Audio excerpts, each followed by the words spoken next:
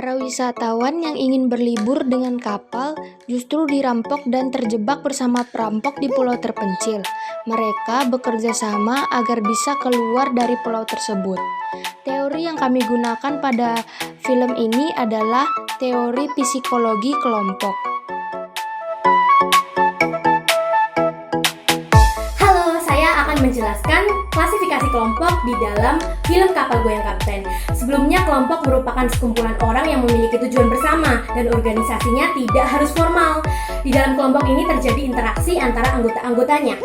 Klasifikasi yang pertama adalah kelompok primer. Kelompok ini terbentuk oleh ikatan emosional, contohnya adalah keluarga Dr. Burhan. Yang kedua merupakan kelompok sekunder. Nah, kelompok ini merupakan kelompok yang tidak terlalu akrab. Contohnya adalah para penumpang kapal yang hanya berkomunikasi seperlunya saja terkait tujuan mereka untuk keluar dari pulau terpencil. Lalu yang ketiga adalah in-group. In-group merupakan kelompok kita. Contohnya masih keluarga Dr. Burhan. Ayah, ibu, dan anak semuanya merasa menjadi bagian dari anggota kelompok.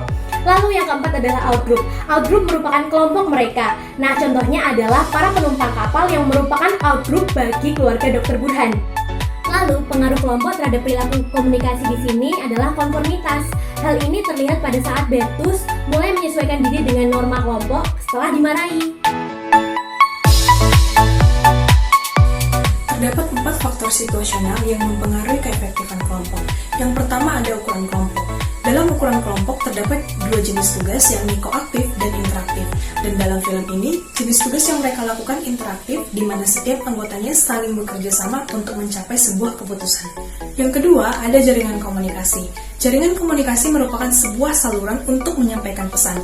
Dalam hal ini, jaringan komunikasi yang ada berbentuk roda, di mana hal tersebut bisa kita lihat ketika Pak Sentot membagi-bagikan tugas kepada para penumpang untuk membuat kincir angin bersama.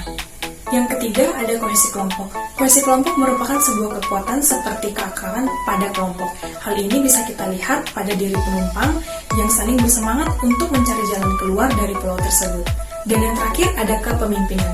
Kepemimpinan merupakan sebuah komunikasi yang memberikan pengaruh positif terhadap kelompok.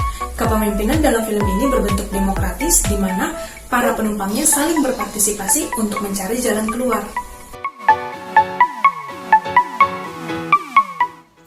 Personal terdiri dari 3 poin utama. Yang pertama, kebutuhan interpersonal yang terdiri dari inclusion, control, dan affection.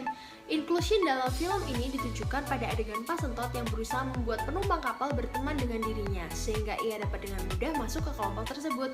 Control ditunjukkan pada adegan Pak Sentot yang selalu memimpin kelompok. Dan affection pada adegan Pak Sentot yang merelakan tempat tinggalnya untuk disinggahi para penumpang kapal. Kedua, tindakan komunikasi. Dalam film ini terjadi pertukaran informasi yang dilakukan oleh Dr. Burhan dengan cara memberi usulan untuk membuat dayung kapal, dan ide tersebut disetujui oleh anggota kelompok lainnya. Ketiga, peranan.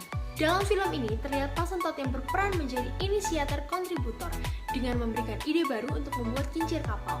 Ia juga meminimalisir konflik di tengah kelompok perampok dan penumpang.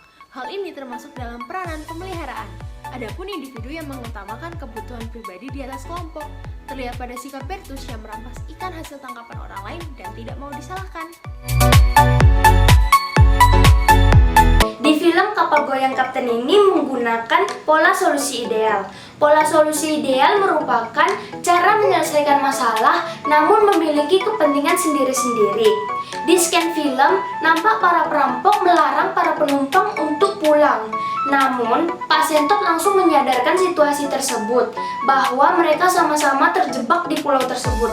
Mereka langsung mencari solusi dengan cara para penumpang menyetujui agar tidak melaporkan para perampok kepada polisi, dan mereka bekerja sama untuk membangun baling-baling kapal tersebut.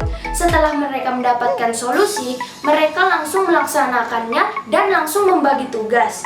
Nah, seperti itulah pola solusi ideal bekerja, menyadarkan situasi, mendapatkan solusi ideal, dan melaksanakannya.